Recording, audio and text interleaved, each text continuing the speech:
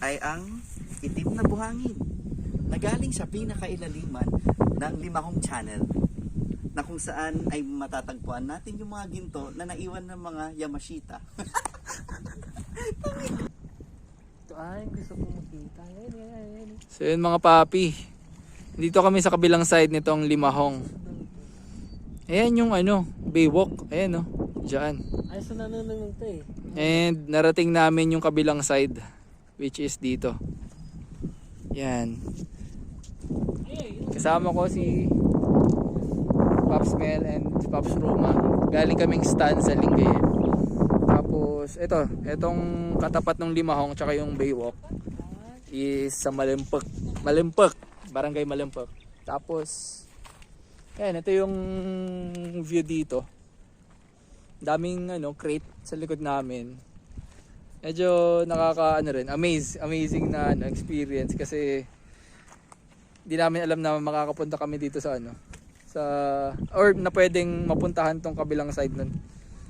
Tapos ito daw, yung likod na to is likod nito is itim na buhangin.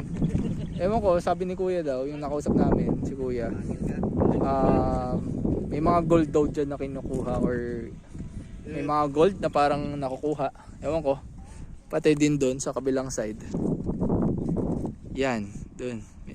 Kung makikita niyo, mga tao rin yan daw na, ewan ko, naghahanap ng black sand.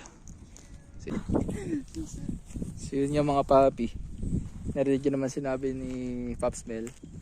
Ito nga, itong mga buhangin nito, mas maitim yung kulay niya kumpara sa mga pangkaraniwang buhangin na makikita nyo. Kasi yung iba grayish. Pero ito, mas darker talaga yung kulay niya. And sabi nung isang nakausap natin doon kanina sa stanza, si Kuya, ang itim na buhangin daw, parang yun yung ugat ng, or mas nasa pinakailalim pa ng mga pangkaraniwang buhangin. So yung ugat na siguro ito yung naghahawak or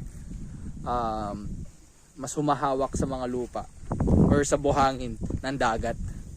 So yan, tatry namin akyatin dito sa taas. Doon na si Pops Mel Ayan. Ito pa rin yung kabilang side nung Limahong Channel sa Baywalk, mga papi. Hindi namin in-expect na makakarating kami dito. Napakaganda. Si Romo sa taas. Ay, sa baba. Pero yun, panoorin nyo yung buong vlog natin para maituro ko yung daan kung saan tong paano yun ito mapupuntahan. So yun lang mga papi. Salamat.